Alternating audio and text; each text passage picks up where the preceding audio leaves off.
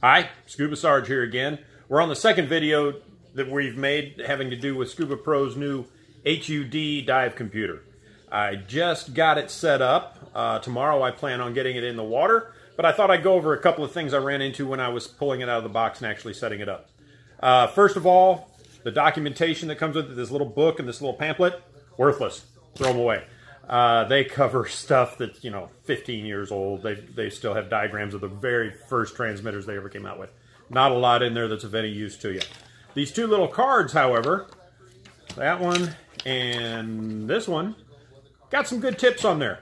The important thing they want to tell you is you don't want to damage the thing by trying to turn it on before you have it plugged in. So I want to get that out to you first right here. Have that thing plugged in and charging before you turn it on. It comes in what they call a deep sleep state, and I guess if you turn it on early, it can affect the battery life from that point forward. So make sure it's hooked up and charging before you turn it on. It's very intuitive as far as how the charger connects to it. It's a USB on one end. It's the charging unit that hooks to the unit itself on the other end, and there's only one way it can go in there, so it's hard to screw it up. Now, I got good news and I got bad news. The bad news is the documentation and the instructions that come with it are just about non-existent. The good news is it's very intuitive once you get into it and get it turned on. The push knob is a long press and short press. If you've ever had a Scubapro G2, you're familiar with that system. A short press selects, a long press takes you back to the previous menu. It's pretty intuitive once you get it down pat. Other than that, that turn wheel takes you through the different menus and lets you set everything up. It's very intuitive, but if you run into a snag, or if you haven't had a G2 computer before, I would advise being at your local scuba shop or having someone with you that's had a G2 before and is at least familiar with it, and you'll fly through it. From the time I took it out of the box to the time I had it set up to my settings that I wanted was probably about 6-7 minutes, so it wasn't any huge deal at all. If you remember yesterday's video, that little plastic ball that was in a bag, it wasn't about the plastic ball, it was about what was in the plastic bag. There's a screen protector in there. So, very first thing I recommend before you scratch it is pull the blue piece of plastic that comes with it protecting the screen, pull it off of there and put that new screen protector on there. That way you don't forget about it and your little lens is protected there. Now, as far as the display, what do you expect? It is in different colors, but it's kind of like the old dot matrix printers. If you're old like me, you know what those are. Instead of being fluid and smooth, it's very granular. It's nothing that I find objectionable at all, but it isn't, today's modern, smooth, everything's glossy. It's pretty grainy. One big question I had, since I am old, I wear readers now. And I was very curious as to whether I would need the readers in my lenses to be able to see this screen, since it's right against the lens of the mask. The answer is no. That thing is clear. I don't know how they did it. According to them, it acts like it's projected 3 feet in front of you. I put it on there, I looked through it, and I could read it just fine. So for those of you who had that question, do I need readers to see this thing? Don't worry about it. Put it on your mask and go. The rest of this video, we're going to go over mounting it to the mask. You'll see how I did that. We're going to get it in the water in this video. And after I'm done, we're going to give you some impressions about displays and layouts and all that kind of good stuff. So hang with us and let's go. Okay, we're going to go ahead and put this on the mask. What I've got here is a Scubapro Synergy mask. And this what is on right here is the Scubapro GoPro mount. So you can see what I was talking about in the original video. This clip is very similar to it. I wanted this to be on here so you can see that it goes on to the mask itself with a zip tie that fits between the skirt and the frame. If I can get my fingers out of the way there you can see it. So that's how they actually mount. And you want to have a secure mount so that it's not twisting side to side on you while you're diving. So what I'm going to do is I'm going to disconnect this old one, and then we're going to put the new one on there. Okay, now that I've got the old GoPro mount off the mask, I wanted to show you a couple of things. You see how this twin lens mask has a dip. Most of them do. It might be gentle like this, or it might be a sharp dip down and back up. But they usually have that. You'll see on the back of this, if I can get it there, it's designed to fit in that little saddle there. Now, the mask that Scubapro has coming out with a specific mount for is the Zoom Evo. The Zoom Evo, which is a Scubapro mask, does not have that dip. That's because this mask is designed that you can take this part out and replace these mask lenses on your own. They have the inserts in them for readers, nearsighted, farsighted, whatever. But it doesn't have that dip in there like most of the other twin lens masks do. So Scubapro will be coming out with a mount that is specifically for this mask. I talked to the Scubapro rep today when these got in. So what you can see on the old GoPro mount is that it has those two tabs that go against the lens, and I've actually marked them and I've cut them and filed them. If you see the difference here, see how long these are on the new mount? They're left long on purpose so that you can trim them so that it will fit flat against the glass. Because if I just put that on there, you can see how far away that mount is sitting just with those tabs like they are. So I'm going to have to cut them down kind of like I have these here so that they fit closer to the mask. So what I'm going to do is I'm going to go ahead and do that now, and we'll come back. All right, we're going to pick this back up here because I'm at a spot where I want to show you what I did. Now the Synergy Twin mask is a two-skirt mask. It's got this soft outer layer and then the regular skirt underneath. Because it's a twin layer mask, I had to poke a little hole. It was already there for my GoPro mount, but I wanted to tell you it's just the outside skirt. It doesn't penetrate the inside skirt, so there's no water going to get into the mask. But you can see I trimmed those feet. Actually took about 3/16 of an inch off. And they're still a little long, but I'm going to leave them that way because I think the mask I finally put this on is going to be a different mask. But this one will let me test it out tomorrow. And I wanted to show you how that zip tie goes in under the frame, between the frame and the skirt up here, comes out the frame, and then it's going to loop back over onto itself and fasten. So I just wanted to show you that before I fastened it so you could get an idea of what I was talking about. It's now attached to the mask, and it's by no means pretty. But remember, this is just so I can get it in the water tomorrow and get it tested. I'm going to actually put it on a different mask. So you can see I did leave those tabs long. This really, kind of like the GoPro mount, it's a great idea, but it's really the weak spot in the system. You've got to be very particular with it, or you run the risk of it being able to flop back and forth on you as you're in the water, which obviously isn't a good idea. But I'm sure they'll figure this out with input from people like me and other users. We'll get that figured out, and they will get a better mounting system. But for now, I wanted to show you what it looks like. I'm going to go ahead and put the computer on it, and we'll see where it lines up. Here we are in the friendly confines of the Dive Shop, Kansas City, which is the dive shop I do a lot of my instructing through. I'll put their email address down below in a link. Just got out of the water. I spent about an hour under the water with this, putting it through its paces and testing some different things. Down while I was underwater, I also had my Scubapro G2, and I also had my trusted Garmin Descent Mark 1 down there to compare it to. Good and bad things I found. We're going to go through those real quick. First off, there are 4 screens of information when you get underwater. The dive screens turn on automatically. You can set that off to where you can set it to where it turns on automatically, or you can turn it on yourself. I have it set up to do it automatically. 4 screens of information come up. 2 of them are basically the same information: tank pressure, etc., etc., all your standard, your depth, all this kind of stuff. 1 of them is big, colorful numbers.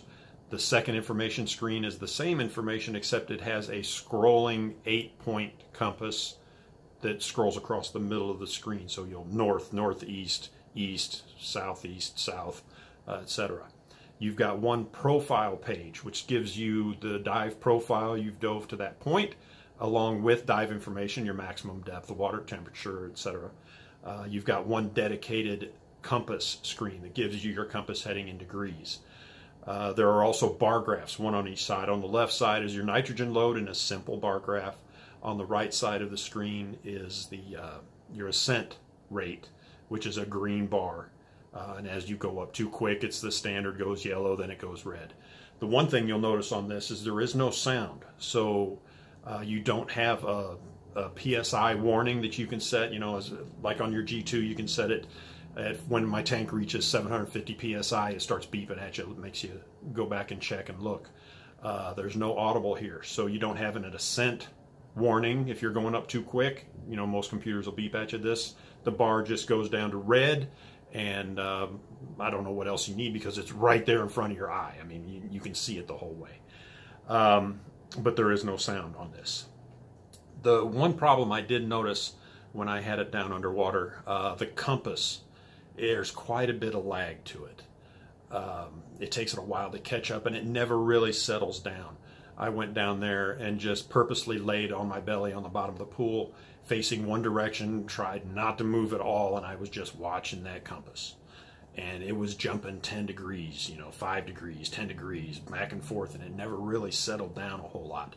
Where compared the G2, it would settle down rather quickly, and then it's just hard to beat the compass on the Garmin Descent Mark I. This thing is the best underwater compass I've ever used. No lag, locks in quickly.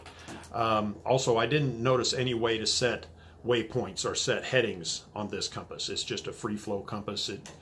You know, the G2, you can lock in headings, and same with everything.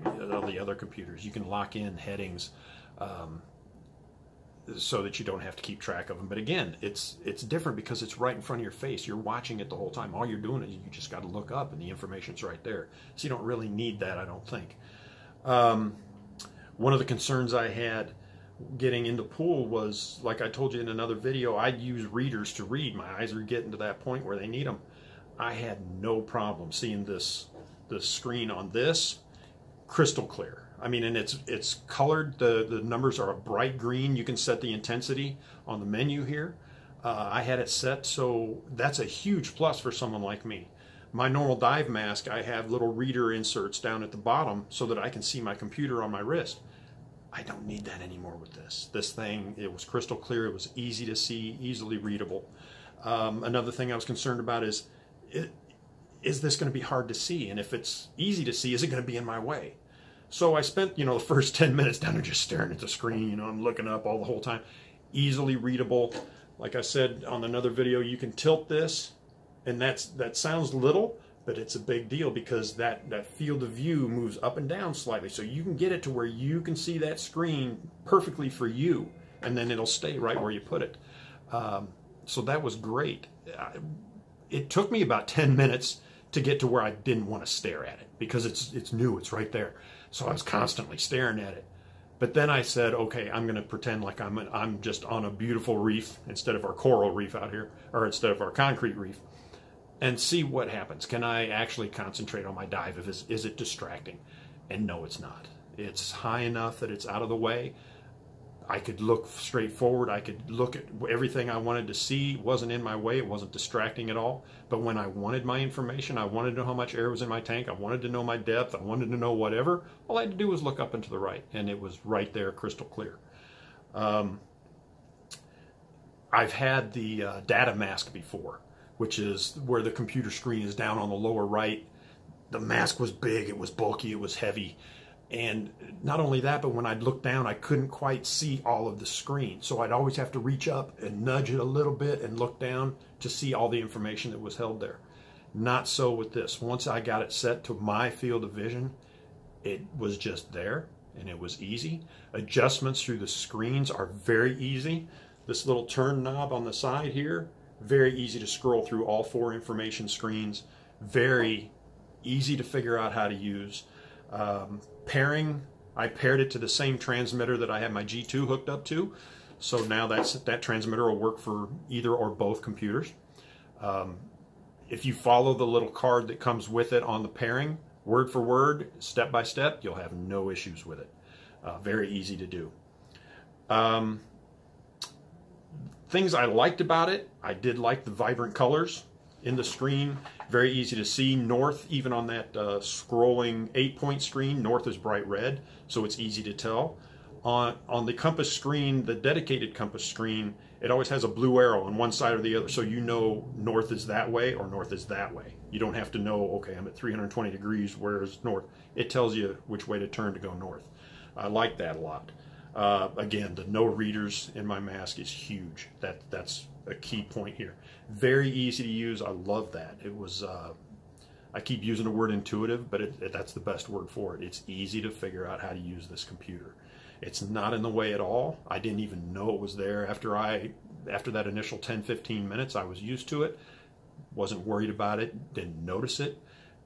It in no way got in my way in any way, shape, or form. All the info and the compass and everything you need is right there. All you've got to do is look up and to the right. Again, that's great. No more looking at your wrist, trying to figure out what screen you're on, hitting a button to get to the compass. If I want the compass, boom, one click, boom, there's the compass. I know exactly where I'm at. The battery life on this thing seems pretty good. Like I said, I've been messing around with it. I charged it once last night, and I've been messing around with it ever since. Underwater for just over an hour. And it doesn't have a percentage on the battery. It just has a picture of a green battery that's segmented and little dots start disappearing as it goes down. Judging by the amount I've been using this, I would say fully charged, this battery is good for at least 3 to 4 days of diving. There's 3 or 4 dives each. But it only took, what, an hour and something to charge fully. So it's a quick charge. Battery life seems really good. A couple of things I didn't like. We've discussed this mount, and I'm going to get a hold of our Scubapro rep, and I'm going to talk to them about it. They may listen to me, they may not. Who knows. But being familiar with the GoPro mounts and all, there's a way they could make this so much better. And this is Scubapro, folks. This is a brand new product. They are going to change this. They are going to make it better. This thing, with some very simple changes, could be rock solid. For right now, it's got enough adjustment you have to make as an end user that if you don't have the tools just laying around, or you don't have a background in fine tolerances, it's going to frustrate you. You'll probably break 1 or 2 of them, and it's just going to be an ugly experience for you. So I would have the people at the dive shop where you buy it fit this for you the first time and get it going for you. But Scubapro will get this changed. We'll get that figured out. Another dislike was the compass lag and the jump. This is not a computer. If you're doing, if you're on a dive boat and they say, hey, the wreck you're going to is 200 degrees off our anchor line, it's good enough to get you there. That's a wreck. You're going to see it, okay? If it's, hey, go find this shiny gold coin that's 50 meters out there and I laid it down at a heading of 183, this is not the computer for you. It is not going to do that. Another dislike is the documentation. It's just not there, except for the 2 cards that come with it that are helpful. They have tips. They have your menu layout and etc. on there. So they're good, but I'm sure Scubapro will come out with a full PDF owner's manual that goes into much more detail on it. It's a new product. I'm sure they're going to figure it out. It's Scubapro. The one thing that might be of interest to some people, I know it's of interest to me, on the G2, for side mount, you can hook 2 transmitters up to this, and you can have it on a split screen, so each transmitter has its own side. You can monitor the air in both tanks on one screen. I do not see anywhere yet, someone correct me if I'm wrong from Scubapro, but I don't see a way yet to hook more than 1 transmitter up to this. So for side mount, if you want to use transmitters and go hoseless, this is probably in the computer for that. Okay, so that's the overview that I've come. That's the overview for right now. What I'm going to do is I'm going to go home and I'm going to put my thoughts together, and I'll do a wrap up here and try and figure out who this computer is for and who it's not for. So I'll see you after just a minute. Bye-bye. Well, before we get to final thoughts, I did want to let you know one thing. I came home and I put that bracket on the mask, the mounting bracket, on the mask that I'm actually going to use. And it fit really well, but I ended up taking those tabs totally off. So they're just ground flat. What that allowed it to do was now the mask mount meets the hard edge of the mask frame, and it holds it steady. So when I put zip tie on there, it'll be steady, it'll be solid. So just bear that in mind if you're one person that's going through trying to fit those tabs. I just ended up taking them off, and that was the best option for me. So now, final thoughts. Who is this computer for? As with any piece of expensive equipment, you know, I'm not going to speculate on the MSRP of this right now because I don't know. But it's expensive. Is it for the guy or the diver that's going to go out and do 2 dives a year? No. On the other hand, is it for the extreme techno junkie, tech diver, has to have all of this? No, it's not for them either. The G2 will do a better job on tech diving than this will. Really, it's just about for everybody in between. If you're a serious diver, this computer will do everything you need it to do. It'll handle trimix, it'll handle nitrox, it'll handle certain CCR functions, all set up in the settings, in the initial settings when you get it. The battery life seems good. I don't find any problems with it in my short little test. You know, of course, I'm going to be using it. I'm going to Utila in a couple months. I'll use it on there, on that trip. Be there for a couple of weeks, so it'll get some use. Know more about it than from just the 1 hour session in the pool today. But initially, it looks like it's a great addition to the Scubapro lineup, and it is a piece of equipment that bears looking at. The documentation will get better. The mounts will get better. This is still new to everybody, including Scubapro. But overall, I wouldn't hesitate to buy one. If the price is in your range, snag it. It's a great piece of equipment. I will be updating things further as they come up, probably in the comment section below. But I thank you for watching. And I want to remind you, if you're in the Kansas City area and want help with any training or certifications from open water up through Dive Master, contact me at the email shown there, divingsarge@gmail.com. And we'll lay out the plan and get you hooked up. Until next time, this is Sarge. Out.